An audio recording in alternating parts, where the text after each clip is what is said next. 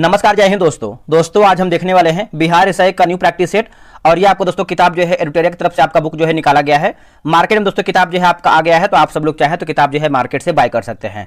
दोस्तों जब आप यहाँ पे देखेंगे तो लिखा गया है आपका बिहार दरोगा प्रारंभिक परीक्षा 2025, ये आपका वॉल्यूम 2 है। जो आपका वॉल्यूम 1 आया था, मैंने जो है पूरा 15 प्रैक्टिस सेट करवा दिया था। इसमें भी देखिए आपका 15 प्रैक्टिस सेट दिया गया है, तो हम इसको 15 दिन में जो है पूरा समाप्त कर देंगे। पूरा वीडियो को देखिएगा, एक एक क्वेश्चन आपको देखना है और पूर्णतः परीक्षा पद्धति पर दोस्तों आपका पूरा क्वेश्चन जो है आधारित है। आप जब इसके विषय सूची पे आएंगे तो आज हम देखने वाले हैं सेट नंबर 1 देखेंगे और इसी क्रम में हम जो है पूरा सेट समाप्त करने का प्रयास करेंगे। तो चलिए वीडियो को शुरू करते हैं। पहला हमारा प्रश्न क्या है, अगर आप अभी तक नए हैं तो चैनल को सब्सक्राइब नहीं किए तो कर लीजिएगा, ताकि आपको टाइम टू टाइम जो है सेट का प्रैक्टिस सेट का जो होता है आपको नोटिफिकेशन जो है मिलता रहे। तो आप यहाँ पे देख सकते हैं 100 क्वेश्चन का टेस्ट है, एग्जाम में भी आपको 100 क्वेश्चन का पेपर मिलेगा और ये आपका जो है टोटल 200 मार्क्स का पेपर होता है और आपको जो है एग्जाम में 2 घंटे का टाइम मिलेगा। ठीक है, तो प्रैक्टिस सेट प्रश्न पत्र सेट नंबर 1। चलिए पहला हमारा प्रश्न क्या है देखेंगे दोस्तों। क्वेश्चन का लेवल बहुत ही बेहतरीन है और ऐसे ही आपको जो है एग्जाम में क्वेश्चन दोस्तों देखने को मिलेगा।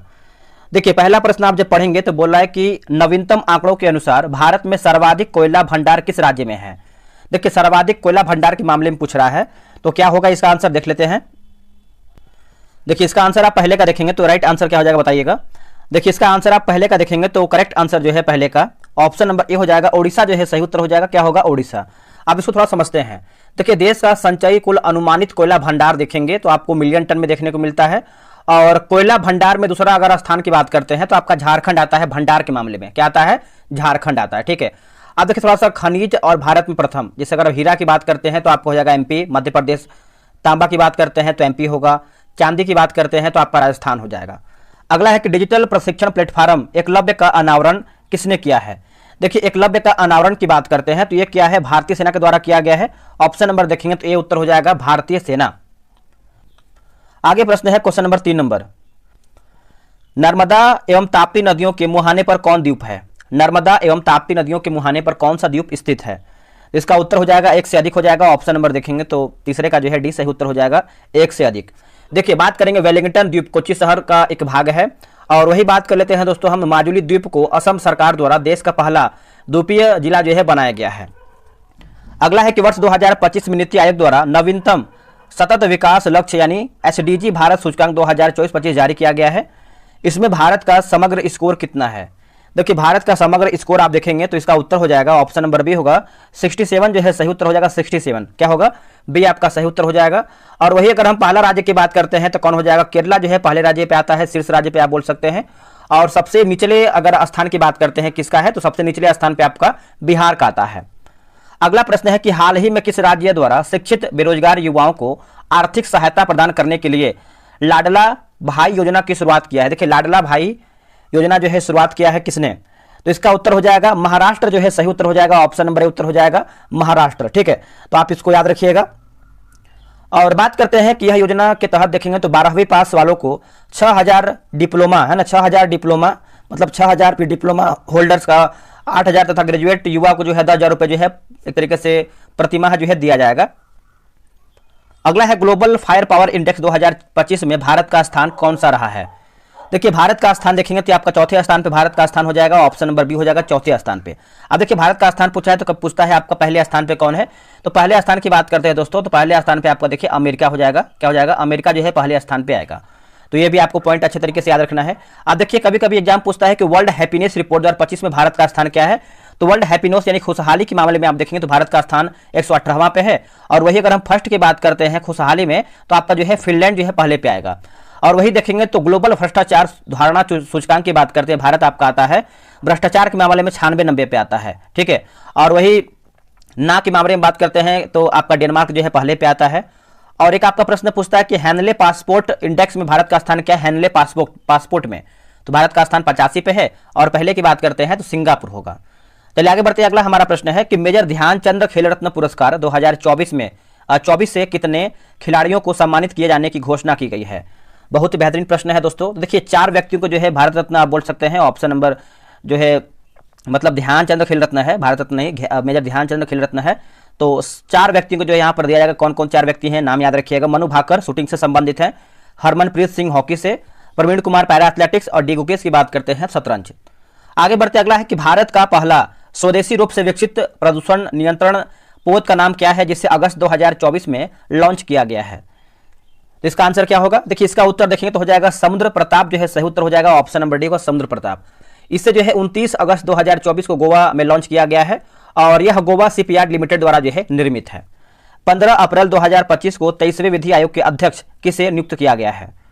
देखिए इसका आंसर आप देखेंगे 9वें का, तो ऑप्शन नंबर बी होगा दिनेश माहेश्वरी जो है सही उत्तर हो जाएगा, ऑप्शन नंबर बी होगा दिनेश माहेश्वरी। बात करेंगे इसके अलावा 23वें विधि आयोग में हितेश जैन और प्रोफेसर डी.पी. वर्मा को पूर्णकालीन सदस्य जो है नियुक्त किया गया है।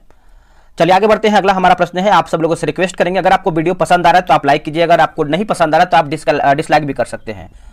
लेकिन आप सभी लोग के लिए बेहतरीन तरीके से हम वीडियो बना रहे हैं, आपको डिस्कशन भी प्रोवाइड करा रहे हैं ताकि आपको एग्जाम में दिक्कत ना हो और आप एक अच्छा खासा जो है रिवीजन करके यहाँ से जाएं और अपना स्कोर भी कमेंट करके आपको बताना है। किस टाइगर रिजर्व के पास दुनिया की पहली ब्लैक टाइगर सफारी की स्थापना की जाने की योजना जो है बनाई गई है? इसका उत्तर हो जाएगा सिमलीपाल टाइगर रिजर्व हो जाएगा, ऑप्शन नंबर देखेंगे तो सी उत्तर हो जाएगा। ये कहां पर पड़ता है सिमलीपाल? तो ये आपको दोस्तों ओडिशा में देखने को मिलता है। कहां पे? ओडिशा में है। कान्हा की बात करते हैं तो कान्हा देखिए आपको एमपी में देखने को मिलता है। जिम कार्बेट की बात करते हैं तो आप उत्तराखंड बना सकते हैं और बांदीपुर की बात करते हैं तो कर्नाटक में जो है आपको बांदीपुर देखने को मिलता है। अगला है कि 18वीं भारत वन स्थिति रिपोर्ट 2023 के अनुसार भारत के कितने प्रतिशत क्षेत्र में वन एवं वृक्षावरण है? वन एवं वृक्षावरण है तो क्या होगा इसका आंसर? देखिए 11 का सही उत्तर देखेंगे तो ऑप्शन नंबर बी हो जाएगा 25.17% होगा। क्या होगा? 25.17%। आप इसको अच्छे तरीके से याद रखिएगा। आगे हमारा प्रश्न है, यह सब देखिए मैथ का क्वेश्चन दिया गया है, ठीक है। निम्नलिखित दिए गए भिन्न का आरोही क्रम, तो आप इसको आराम से बनाइएगा। हम जीके जीएस को पूरा फोकस करेंगे। देखिए एक आदेश के जरिए सभी राजनीतिक दलों के लिए संगठित चुनाव करना है ना, चुनाव कराना और आयकर रिटर्न भरना अनिवार्य कर दिया गया है। ऐसा आदेश किसके द्वारा जो है जारी किया गया है? दोस्तों इसका उत्तर देखेंगे तो भारत के चुनाव आयोग के द्वारा हो जाएगा, ऑप्शन नंबर सी होगा भारत के चुनाव आयोग के द्वारा, ठीक है। आप याद रखिएगा। अब देखिए एक प्रश्न आपसे पूछता है कि जो आपका निर्वाचन आयोग है कौन से भाग में है? निर्वाचन आयोग की बात करते हैं तो भाग 15 में है और आर्टिकल 324 से लेकर के 329 तक जो है आपको निर्वाचन आयोग भाग 15 में देखने को मिलता है। याद रखिएगा सभी लोग। अगला है कि ड्रैकेंसबर्ग पर्वत किस महाद्वीप में स्थित है? ड्रैकेंसबर्ग पर्वत तो ये आपको देखने को मिलता है अफ्रीका महाद्वीप में, ऑप्शन नंबर बी उत्तर हो जाएगा अफ्रीका महाद्वीप में देखने को मिलता है। और अफ्रीका महाद्वीप की सर्वोच्च चोटी की बात करते हैं तो कौन सा है? तो किलिमंजारो है। क्या है दोस्तों? सर्वोच्च चोटी किलिमंजारो है। अगला है कि हाल ही में भारत ने किस नदी पर बने बगलिहार डैम से पाकिस्तान को जाने वाला पानी जो है रोक दिया है? बताइए इसका उत्तर क्या होगा? देखिए इसका उत्तर देखेंगे तो चिनाब नदी जो है सही उत्तर हो जाएगा, ऑप्शन नंबर सी उत्तर हो जाएगा चिनाब नदी। दोस्तों एक चीज आपको बताना था कि बिहार से पद्म पुरस्कार से सम्मानित स्वामी शिवानंद सरस्वती का हाल ही में निधन हो गया, वह कौन थे? तो वो थे योग गुरु हो जाएंगे। क्या होगा? Yoga guru, option number C होगा। अगला है कि लाकुड्डी स्मारक किस राज्य में स्थित है जिसे यूनेस्को की विश्व धरोहर स्थलों की संभावित सूची में शामिल करने का प्रस्ताव रखा गया है? चलिए बताइए इसका उत्तर क्या होगा? देखिए इसका आंसर आप 17 का देखेंगे तो ऑप्शन नंबर ए हो जाएगा कर्नाटक जो है सही उत्तर हो जाएगा, ऑप्शन नंबर ए उत्तर हो जाएगा कर्नाटक। देखिए इसका निर्माण 10वीं से 12वीं शताब्दी में कल्याण चालुक्य वंश के शासन में हुआ था। आगे हमारा प्रश्न है कि लोकसभा अध्यक्ष ओम बिरला ने 2025-26 के कार्यकाल के लिए किसे संसदीय प्राक्कलन समिति का अध्यक्ष जो है नियुक्त किया है? देखिए इसका उत्तर देखेंगे तो हो जाएगा संजय जायसवाल हो जाएगा, ऑप्शन नंबर ए उत्तर हो जाएगा संजय जायसवाल, है ना। याद रखिएगा सब लोग, संजय जायसवाल उत्तर होगा। अगला प्रश्न है कि स्थानीय स्तर पर छोटे नगरों में प्रशासन चलाने वाली इकाई को क्या कहा जाता है? क्या कहते हैं इसको? इसको देखिए हम नगर परिषद कहते हैं। ऑप्शन नंबर देखेंगे तो 19 का सी उत्तर हो जाएगा नगर परिषद। क्या बोलते हैं दोस्तों? नगर परिषद बोलते हैं। आगे हमारा प्रश्न है ग्राम पंचायत सचिव के संबंध में कौन सा कथन सत्य यानी हमारा सही क्या है? देखिए सही के बारे में पूछ रहा है तो उससे राज्य सरकार द्वारा नियुक्त किया जाता है, यही देखेंगे तो ऑप्शन नंबर 20 का सी हो जाएगा। देखिए सचिव का चुनाव नहीं होता है, उसकी राज्य सरकार द्वारा जो है नियुक्ति की जाती है। अगला हमारा प्रश्न है कि निम्न कथनों पर विचार कीजिए और उपरोक्त में से बताना है कौन सा कथन जो है सत्य यानी सही हमारा क्या है। देखिए सही की बात करते हैं तो इसमें आप देखेंगे तो हमारे संसद, आपकी जगह संसद हमारे लोकतंत्र का आधार स्तंभ है, ये देखिए बिल्कुल सही है। और दूसरा पढ़ते हैं कि संसद में हम अपने मनोनीत प्रतिनिधियों के माध्यम से प्रतिनिधित्व पाते हैं, तो ये देखिए गलत आंसर हो जाएगा। तो इसमें सही पूछा गया है तो आपका ऑप्शन नंबर ए केवल 1 जो है आपका 21 का सही उत्तर हो जाएगा। आगे हमारा प्रश्न है कि इंदिरा साहनी एवं अन्य बनाम भारत संघ का प्रसिद्ध मामला किसके लिए प्रसिद्ध है?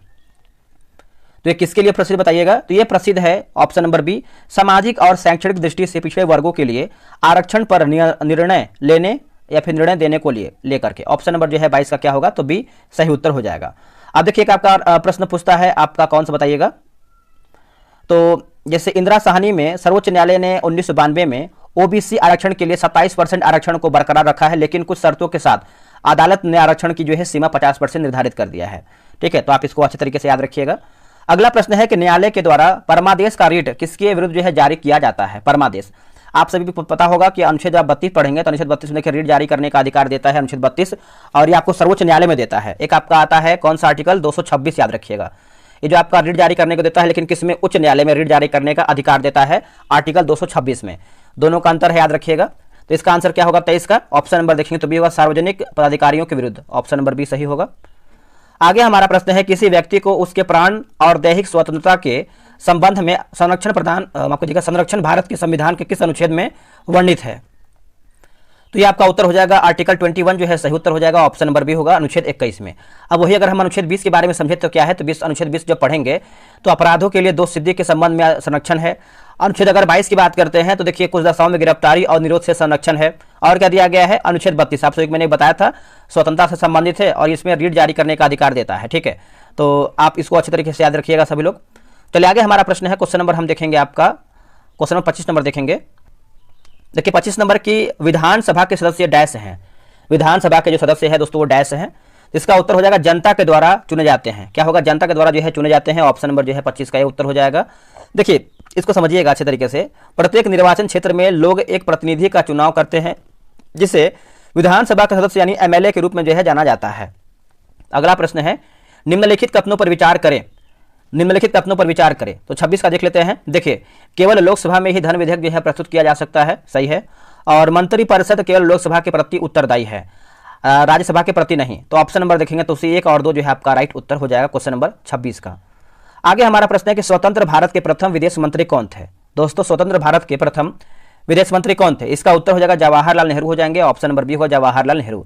वे देश के सबसे अधिक समय तक विदेश मंत्री भी रहे थे, ये भी आपको अच्छे तरीके से याद रखना है, एग्जाम में कुछ भी पूछ सकता है। अब यहाँ पर देखिए राजनीतिक पार्टी और एक तरफ हमारा जो है संस्थापक, इसका मिलान करके बताना है क्या हमारा सही है। जैसे अगर हम भारतीय जनसंघ की बात करते हैं तो ये हो जाएगा Shyama Prasad Mukherjee. Republican Army of India की बात करते हैं तो डॉक्टर भीमराव अंबेडकर। स्वतंत्र पार्टी की बात करते हैं तो हो जाएंगे के.एम. मुंशी। ठीक है, तो ऑप्शन नंबर जैसे आप देखिए मिलाएंगे तो आपका देखिए पहले आपका दोस्तों हो जाएगा 2 फिर 3 1, ऑप्शन नंबर जो है आपका भी दिया गया है 2 3 1। ठीक है, आगे हमारा प्रश्न है क्वेश्चन नंबर हम 29 नंबर देखेंगे। निम्नलिखित में से कौन सा, एक सेकेंड, निम्नलिखित में से कौन सा विषाणु जनित रोग यानी वायरस से हमारा कौन सा रोग होता है। वायरस से, तो वायरस से देखेंगे तो आपका पोलियो होता है, ऑप्शन नंबर सी हो जाएगा, क्या होगा दोस्तों पोलियो हो जाएगा। ठीक है, तो आप याद रखिएगा सभी लोग। मलेरिया की बात करते हैं तो मलेरिया प्लाज्मोडियम नामक परजीवी के कारण होता है और यह मादा एनाफिलीज मच्छर के काटने से होता है, तो आप मलेरिया के बारे में भी समझिएगा।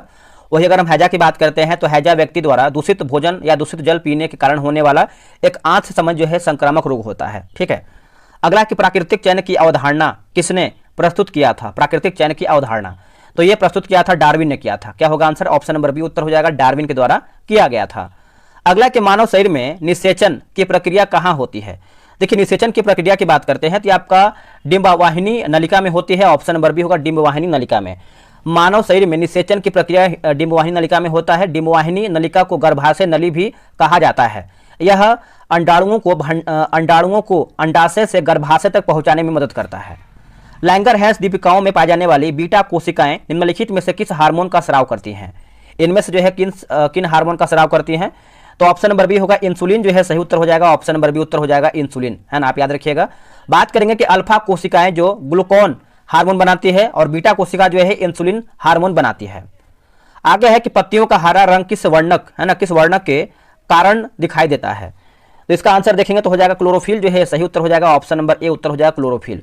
देखिए पत्तियों के हरे रंग के लिए जिम्मेदार वर्णक क्लोरोफिल है, क्योंकि प्रकाश संश्लेषण में शामिल एक महत्वपूर्ण वर्णक होता है जहां पौधे प्रकाश ऊर्जा को रासायनिक ऊर्जा में परिवर्तित करते हैं। चलिए आगे बढ़ते हैं। अगला हमारा प्रश्न है जब पादप कोशिकाओं से पानी बाहर निकल जाए तथा कोशिका की कोशिका झिल्ली सिकुड़कर कोशिका भित्ति से अलग हो जाती है तब क्या होता है। दोस्तों तब क्या होता है, तो देखिए जीव द्रव्य कुंचन हो जाएगा, ऑप्शन नंबर जो है 34 का देखेंगे तो सी होगा। थोड़ा सा क्वालिटी यहाँ पर पेज का अच्छा नहीं है, मतलब स्कैन सही से नहीं हो पाया है। आप एक काम कीजिए, आप थोड़ा सा क्वालिटी बढ़ा लीजिए, आपको क्लियर दिखेगा। अब देखिए सूची 1 को जो है सूची 2 में मिलान करके बताना है। चलिए मिलाते हैं इसको। हम बात करेंगे क्लोरोफाइसी। क्लोरोफाइसी की बात करते हैं तो आपका हरे शैवाल हो जाएगा, और रोडोफाइसी की बात करते हैं तो आपका लाल शैवाल होगा। और क्या दिया गया है फियोफाइसी, ये आपको हो जाएगा भूरे शैवाल। और ब्रायोफाइट की बात करते हैं तो आपको लिवर वट हो जाएगा। तो इसका पहले आप देखेंगे तो हो जाएगा 2 फिर 3 फिर 1 4, ऑप्शन नंबर बी दिया गया है, 2 3 1 4 हो जाएगा। आगे प्रश्न है किसी तरंग को या फिर किसी तरंग के दो उत्तरोत्तर है ना उत्तरोत्तर श्रृंग अथवा दो उत्तरोत्तर गर्त के बीच की दूरी को क्या कहते हैं। देखिए इसको हम क्या कहते हैं, तो इसको दोस्तों देखेंगे तो तरंग दैर्ध्य कहते हैं। ऑप्शन नंबर बी उत्तर हो जाएगा, तरंग दैर्ध्य कहते हैं। आप इसको अच्छे तरीके से याद रखिएगा, आप इसको भूलिएगा नहीं। अगला कि जिस विलयन में कोई पदार्थ एक सीमा के बाद और अधिक न घोला जा सके, ऐसा विलयन निम्नलिखित में से क्या कहलाता है। देखिए ऐसा विलयन की बात करते हैं तो आपका संतृप्त विलयन कहलाता है। ऑप्शन नंबर ए उत्तर हो जाएगा, संतृप्त विलयन इसको हम कहते हैं। अगला है कि दो परमाणुओं को समस्थानिक कहा जाता है यदि। इसका आंसर आप देखेंगे क्वेश्चन नंबर 38 का, तो ऑप्शन नंबर ए होगा, उनकी परमाणु संख्या समान परंतु द्रव्यमान संख्या भिन्न होती है। उसकी परमाणु संख्या समान परंतु द्रव्यमान संख्या जो है भिन्न होती है। 38 का option number A right answer होगा। निम्नलिखित में से सर्वाधिक और न्यूनतम अभिक्रियाशीलता वाला युग्म कौन सा है, बताइए इसका आंसर क्या होगा। देखिए इसका आंसर आप 38 का देखेंगे तो ऑप्शन नंबर 39 का हो जाएगा। ऑप्शन नंबर डी हो जाएगा, पोटेशियम और गोल्ड होगा। क्या होगा, पोटेशियम और गोल्ड, ऑप्शन नंबर डी याद रखिएगा। अगला है कि आवर्त सारणी में लिथियम से सीजियम की ओर जाने पर क्षार धातुओं का घनत्व सामान्यतः, देखिए क्षार धातुओं घनत्व की बात करते हैं तो इसका आंसर हो जाएगा बढ़ता है दोस्तों। क्या हो जाएगा, बढ़ता है। 40 का ऑप्शन नंबर बी होगा, बढ़ता है। चलिए आगे बढ़ते हैं। अगला हमारा है कि स्थिर आयतन पर किसी निश्चित मात्रा वाली गैस का दाब उसके परम ताप के समानुपाती होता है। यह निम्नलिखित में से कौन सा नियम है, यह निम्नलिखित में से कौन सा नियम है। तो आपका गे लुसेक का नियम है। ऑप्शन नंबर देखेंगे तो सी उत्तर हो जाएगा, गे लुसेक का नियम है। अगला है कि न्यूटन का गति दूसरा नियम है। न्यूटन का गति का दूसरा नियम कौन सा है, बताइए इसका आंसर क्या होगा। देखिए इसका उत्तर हो जाएगा, यह समझने में सहायता करता है कि बल वस्तुओं की गति को किस प्रकार प्रभावित करता है। तो ऑप्शन नंबर देखेंगे तो क्या हो जाएगा, बताइएगा। ऑप्शन नंबर दोस्तों जो है बी राइट आंसर होगा। चलिए आगे बढ़ते। अगला है कि बैरोमीटर को, दोस्तों बैरोमीटर को अगर हम देखें तो राइट आंसर क्या हो जाएगा, 43 का बताइएगा। देखिए इसमें देखेंगे तो हो जाएगा वायुमंडलीय दाब मापन हेतु प्रयुक्त किया जाता है। और चौथा हमारा है कि मौसम के पूर्वानुमान हेतु प्रयुक्त किया जाता है। तो ऑप्शन नंबर देखिए सी 1 और 4 जो है करेक्ट आंसर होगा। आगे बढ़ते। अगला है कि प्रतिध्वनि डैश के कारण जो है सुनाई देती है। जो आपका प्रतिध्वनि है किसके वजह से सुनाई देती है, तो यह सुनाई देती है ध्वनि तरंगों के परावर्तन हो जाएगा। ऑप्शन नंबर सी होगा, ध्वनि तरंगों के परावर्तन। अगला प्रश्न है कि निम्नलिखित में से कौन सी प्रक्रिया इंद्रधनुष के निर्माण में भूमिका निभाती है। देखिए इंद्रधनुष के निर्माण में भूमिका निभाती है, तो राइट आंसर हो जाएगा जैसे अपवर्तन हो जाएगा, पूर्ण आंतरिक परावर्तन होगा और आपका निक्षेपण हो जाएगा। तो आप बोल सकते हैं उपरोक्त हमारा ऑप्शन जो है सही राइट आंसर होगा। अगला प्रश्न है कि तापमान बढ़ाने पर सभी शुद्ध धातुओं के प्रतिरोध पर क्या प्रभाव होता है, क्या प्रभाव होता है। तो ये ऑप्शन नंबर डी होगा, बढ़ता है दोस्तों। क्या होगा आंसर, ऑप्शन नंबर डी होगा, बढ़ता है। पानी का हिमांक बिंदु डैश है। पानी का हिमांक बिंदु जो है दोस्तों आपका डैश है, तो क्या है इसका तो ये हो जाएगा आपका ऑप्शन नंबर डी होगा, 32 डिग्री फ़ारेनहाइट हो जाएगा। ऑप्शन नंबर डी हो जाएगा। अगला है कि किलाउआ ज्वालामुखी किस द्वीप पर स्थित है, तो ये आपको हवाई द्वीप में देखने को मिलता है। ऑप्शन नंबर सी उत्तर हो जाएगा, हवाई द्वीप। 1934 में किसके नेतृत्व में कांग्रेस सोशलिस्ट पार्टी की स्थापना हुई थी, कांग्रेस सोशलिस्ट पार्टी की स्थापना हुई थी। तो यह हुआ था आचार्य नरेंद्र देव व जयप्रकाश नारायण, आचार्य नरेंद्र देव व जयप्रकाश नारायण। ऑप्शन नंबर 49 का देखेंगे तो सी सही उत्तर होगा। आगे बढ़ते हैं। निम्नलिखित में से कौन सा 1857 की क्रांति का जो है अग्रगामी था, बताइए अग्रगामी था। तो इसका उत्तर होगा सन्यासी विद्रोह जो है सही उत्तर हो जाएगा। ऑप्शन नंबर बी होगा, सन्यासी विद्रोह। बंगाल और बिहार में हुआ था, आप इसको अच्छे तरीके से याद रखिएगा। सन्यासी विद्रोह की बात करते हैं 1763 से लेकर के 1800 आप बोल सकते हैं, ठीक है। और ये आपका बंगाल और बिहार में हुआ था, ये आपके लिए जरूरी है। हमारा प्रश्न क्या है, क्वेश्चन नंबर 51 नंबर देखेंगे। देखिए मिलान करके बताना है सूची 1 को जो है सूची 2 में, इसको चलिए मिलाते हैं। तो देखिए यहाँ पर दिया गया है सोम प्रकाश, सोम प्रकाश की बात कर लेते हैं तो ये आपको हो जाएगा ईश्वर चंद्र विद्यासागर। इंडियन मिरर की बात करते हैं तो ये आपको हो जाएगा देवेंद्र नाथ टैगोर। और युगांतर की बात करते हैं युगांतर, ये आपका क्या हो जाएगा वारिंद्र कुमार घोष होगा। क्या होगा, वारिंद्र कुमार घोष। और नेटिव ओपिनियन की बात करते हैं तो वी एन मंडलिक होगा। क्या होगा, वी एन मंडलिक। तो क्या हो जाएगा, पहले देखिए आपका 3 होगा, 3 के बाद आपका हो जाएगा 2, फिर हो जाएगा 4 और 1, 3 2 4 1, 3 2 4 1। तो ऑप्शन नंबर आपका ए जो है सही उत्तर हो जाएगा, 3 2 4 1। अगला कि भारत में तुगलक वंश के बाद कौन सा वंश जो है दिल्ली पर शासन किया, तुगलक वंश के बाद। तो इसका उत्तर हो जाएगा सैयद वंश जो है सही उत्तर हो जाएगा। ऑप्शन नंबर सी उत्तर हो जाएगा सैयद वंश। बात करेंगे दोस्तों हम कि इस वंश का संस्थापक जो है कौन, तो बताइएगा सैयद वंश का, तो खिज्र खां हो जाएगा। और खिज्र खां तैमूरलंग का सेनापति था। भारत से लौटते समय तैमूरलंग ने खिज्र खां को मुल्तान, लाहौर एवं दीपालपुर का जो है शासक नियुक्त किया था। खिजर खां की जो मृत्यु है आपका 20 मई 1421 को जो हो गया था, 1421 में जो है इसका मृत्यु हो गया था। आगे बढ़ते हैं, 53 नंबर हमारा प्रश्न क्या है देखेंगे। देखिए 53 नंबर है कि इनमें से किसने 1857 के विद्रोह में सक्रिय रूप से जो है भाग लिया था। तो ये भी देखिए बहुत ही बेहतरीन प्रश्न है। इसका उत्तर हो जाएगा ऑप्शन नंबर डी होगा, इनमें से सभी। जैसे नाना साहेब हो जाएंगे, बेगम हजरत महल और मौलवी अहमदुल्ला, है ना। तो आप इसको अच्छे तरीके से याद रखिए। क्वेश्चन नंबर 53 का क्या होगा, तो डी आपका सही होगा। अगला है कि उस स्वतंत्रता सेनानी का नाम बताइए जिन्होंने गवर्नर जनरल को निम्नांकित पंक्तियां जो है लिखी। जैसे मैंने घुटने टेक कर रोटी मांगी लेकिन उसके बजाय मुझे पत्थर मिला, मैं ऐसे प्रत्युत्तर से आश्चर्यचकित नहीं हूं, ब्रिटिश राष्ट्र केवल शक्ति के सामने झुकता है। देखिए इसका आंसर आप 54 की बात करते हैं तो महात्मा गांधी जो है सही उत्तर हो जाएगा। क्या होगा, महात्मा गांधी। आगे बढ़ते हैं कि नाजीवाद किसका समर्थक था। ये जो आपका नाजीवाद था किसका समर्थक था। देखिए इसका उत्तर आप देखेंगे क्वेश्चन नंबर 55 का, तो ऑप्शन नंबर सी उत्तर हो जाएगा। क्या होगा, राज्य के सर्वोच्च के सिद्धांत है ना, राज्य की सर्वोच्चता के सिद्धांत का ऑप्शन नंबर जो है 55 का सी उत्तर हो जाएगा। देखिए नाजीवाद विचारधारा जो है किसके द्वारा लाया गया था, तो हिटलर के द्वारा जो है नाजीवाद का जो विचारधारा है हिटलर के द्वारा लाया गया था। और फांसीवाद विचारधारा बेनिटो मुसोलिनी द्वारा जो है लाया गया था। निम्नलिखित में से कौन यूटोपिया, देखिए यूटोपिया नामक पुस्तक का लेखक है। दोस्तों यूटोपिया नामक जो है पुस्तक का लेखक कौन है, तो थॉमस मोरे होगा। क्या होगा, थॉमस मोरे। ऑप्शन नंबर जो है 56 का डी होगा, थॉमस मोरे। आगे बढ़ते हैं, अगला हमारा प्रश्न है कि लोथल नगर के संदर्भ में निम्नलिखित में से कौन सा कथन सही नहीं है। क्या हमारा इसमें गलत है, गलती के बारे में पूछ रहा है। देखिए यह गुजरात में माही नदी के किनारे जो है बसा हुआ था, गलत उत्तर हो जाएगा दोस्तों।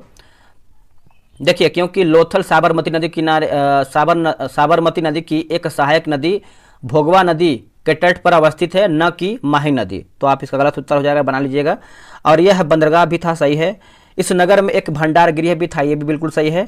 यहाँ से एक इमारत मिली जहाँ मनकी बनाने का जो है काम होता था। आगे हमारा प्रश्न है कि अशोक ने भिन्न भिन्न स्थानों पर जाकर लोगों को शिक्षा देने के लिए अधिकारियों की नियुक्ति किया था। इन अधिकारियों को निम्नलिखित में से किस नाम से जो है जाना जाता था। तो इसको हम किस नाम से जानते थे बताइएगा। देखिए इसको दोस्तों देखेंगे तो हम जो है धम्म महामात्र के नाम से जानते थे। ऑप्शन नंबर सी होगा, धम्म महामात्र के नाम से जानते थे। चलिए अगला हमारा प्रश्न है गांधार, है ना, गांधार कला शैली एक समन्वय है। गांधार कला शैली एक समन्वय है, तो इसका उत्तर क्या हो जाएगा बताइएगा। देखिए इसका आंसर हो जाएगा भारतीय तथा यूनानी कला का होगा। क्या होगा, भारतीय तथा यूनानी कला का हो जाएगा। ऑप्शन नंबर जो है 59 का डी हो जाएगा। देखिए गांधार प्रदेश के भारतीय कलाकारों की मूर्ति कला की इस शैली में दिलचस्पी बढ़ी और इससे वे जो है प्रभावित भी हुए थे। यह शैली गांधार कला के नाम से भी जानी जाती है। आगे बढ़ते अगला है कि हर्ष के संदर्भ में निम्नलिखित में से कौन सा एक कथन असत्य, यानी हमारा गलत आंसर क्या, गलती हमारा क्या है उसी को बताना है। गलती पूछ रहा है, तो देखिए 60 का देखेंगे तो फाहियान हर्ष के शासनकाल में भारत आया था, गलत उत्तर हो जाएगा। देखिए आप इसको समझिएगा अच्छे तरीके से दोस्तों। ये जो आपका हर्ष के शासनकाल में एक बौद्ध चीनी यात्री आया था, उसका नाम है वेनसांग, ठीक है। तो आप याद रखिएगा वेनसांग जो है आपका आया हुआ था। और आगे हमारा ऑप्शन क्या दिया गया है, अगला हमारा कि हर्ष के दरबारी कवि बाणभट्ट ने हर्ष की राजजीवनी लिखा था, सही है। हर्ष अपनी राजधानी थानेश्वर से हटा करके जो है कन्नौज ले गया था, बिल्कुल सही है। हर्षवर्धन बौद्ध धर्म के महान यानी महायान मत से प्रभावित था, ये भी देखिए बिल्कुल सही है। अगला है कि चेर शासकों ने अपने अभिलेखों में किस भाषा का प्रयोग किया था। तो कौन सी भाषा का प्रयोग किया था, तो इसका आंसर हो जाएगा मलयालम जो है सही उत्तर हो जाएगा। ऑप्शन नंबर बी उत्तर हो जाएगा मलयालम। आगे बढ़ते हैं कि महात्मा बुद्ध के संदर्भ में निम्नलिखित कथनों पर विचार कीजिए और सत्य यानी हमारा सही क्या है, सही के बारे में पूछ रहा है। देखिए इन्होंने अपना पहला उपदेश जो है सारनाथ में दिया था, बिल्कुल सही है।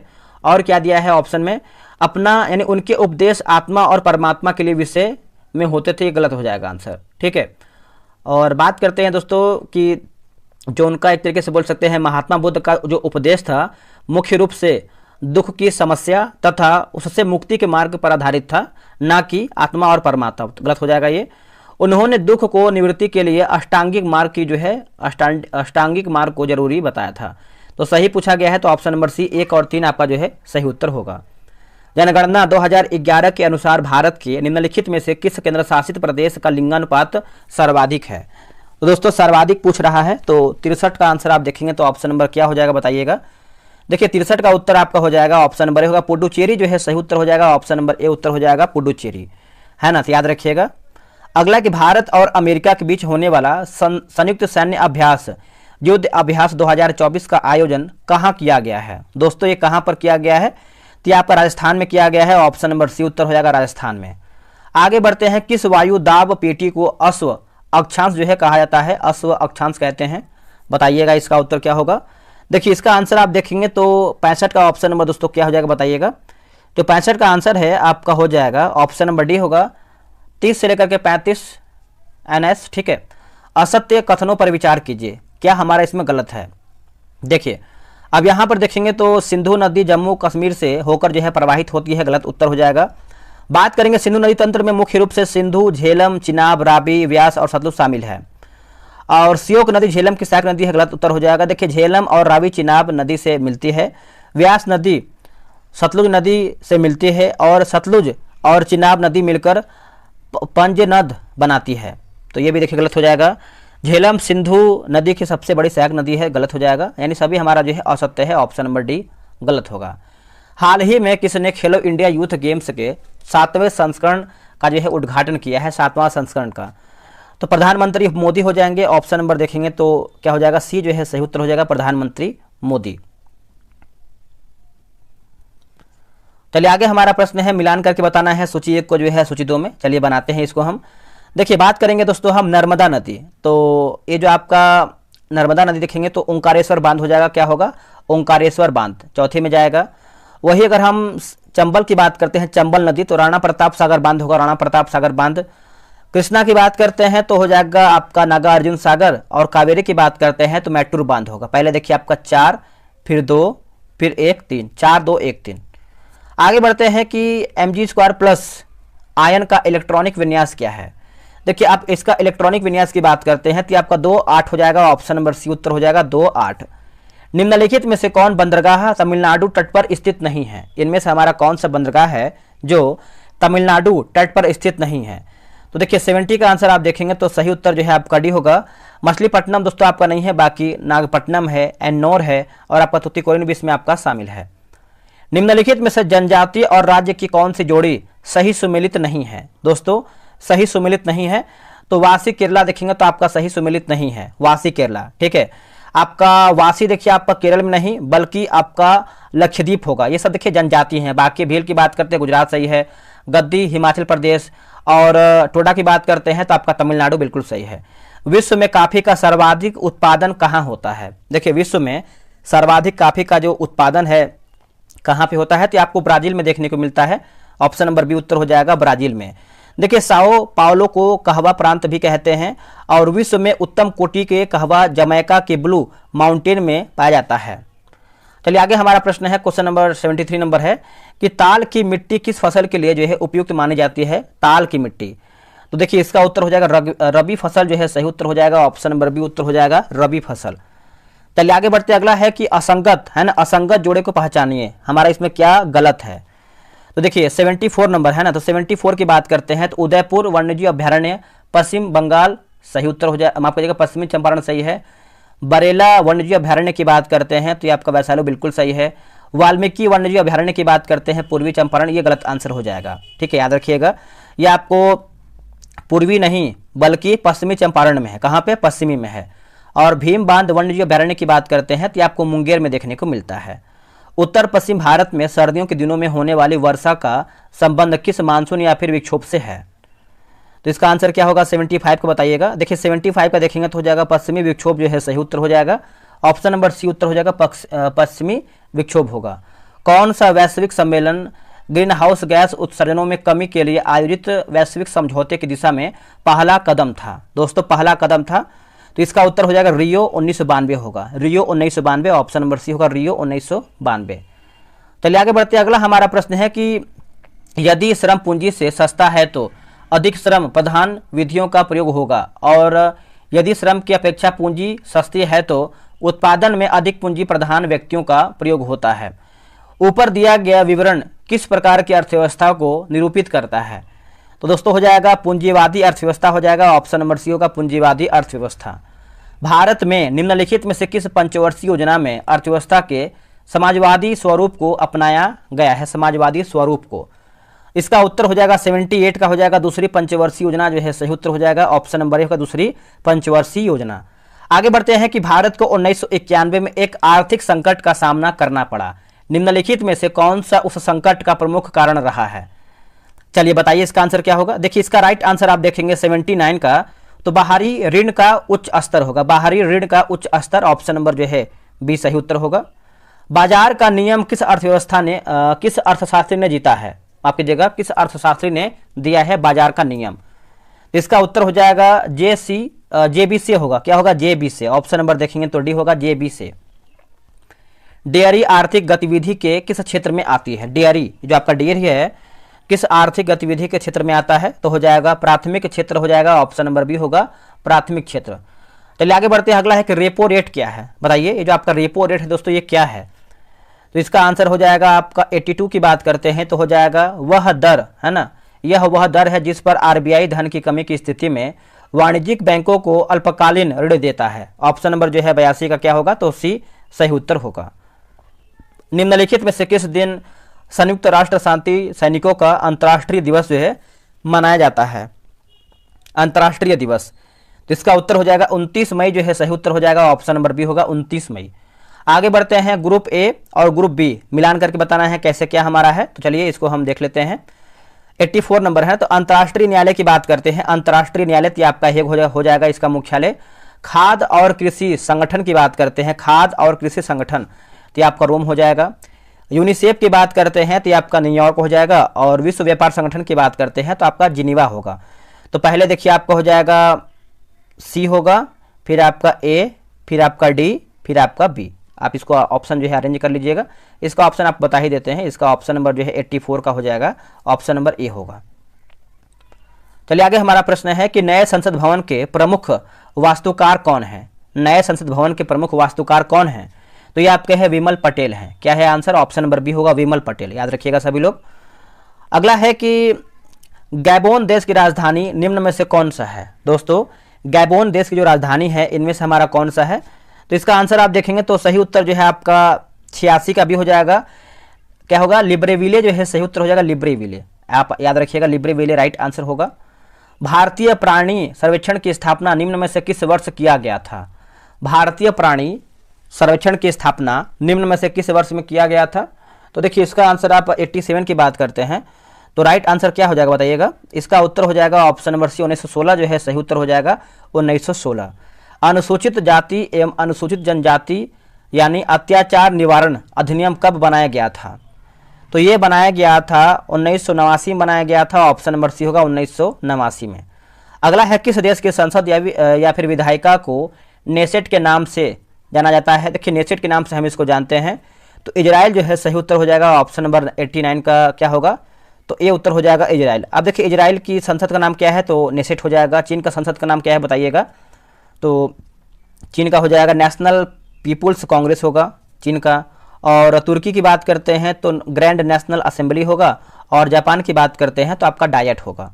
निम्नलिखित में से कौन प्रेम शब्द का पर्यायवाची नहीं है? देखिए प्रेम शब्द का पर्यायवाची दोस्तों नहीं है, तो घृणा देखिए आपका नहीं है, ऑप्शन नंबर डी हो जाएगा घृणा नहीं है। बाकी प्रणय है, प्रीति है और अनुराग भी इसमें आपका शामिल है। अगला है कि जो कम बोलता है उसके लिए उपयुक्त शब्द कौन सा है? जो कम बोलता है उसके लिए देखेंगे तो उसको जो है मितभाषी बोलते हैं। क्या बोलते हैं? मितभाषी, ठीक है।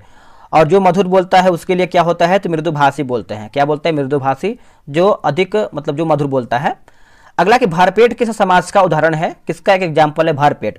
तो ये दोस्तों किसका एग्जाम्पल है? तो ये आपका अव्ययी भाव समास का हो जाएगा, अव्ययी भाव समास। ऑप्शन नंबर जो है क्या होगा? तो ए राइट होगा, अव्ययी भाव समास। अगला है कि change active voice to passive voice. It is time to ring the bell. तो इसका उत्तर हो जाएगा ऑप्शन नंबर डी होगा, it is time for the bell to be rung, है ना। ऑप्शन नंबर जो है आपका बी, ऑप्शन नंबर जो है डी हो जाएगा, ऑप्शन नंबर डी होगा। अगला है कि फिल इन द ब्लैंक, खाली जगह बताना है। सुटेबल ऑप्शन जो कि कैदरिंग से that C dash in love before. तो इसका आंसर आप देखेंगे तो ऑप्शन नंबर जो है ए हो जाएगा, हैड नेवर बीन। आगे बढ़ते हैं कि one nation one student ID card का नाम क्या है? तो इसका आप नाम देखेंगे 95 का, तो राइट आंसर क्या हो जाएगा बताइएगा? तो ये आपको हो जाएगा अपार जो है सही उत्तर हो जाएगा, अपार आईटी। अब इसके बाद देखिए आपका मैथ का क्वेश्चन दिया गया है, तो आप प्रॉपर तरीके से ग्रुप ज्वाइन कर लीजिए, वहां से आप इसको बनाइए। इसमें देखिए आपको डिस्कशन वगैरह सब दिया गया है प्रॉपर तरीके से, तो आप अगर बनाते हैं तो आपको बेनिफिट मिलेगा। चलिए मिलते हैं एक नई वीडियो में, आज के लिए इतना ही। जय हिंद, जय भारत।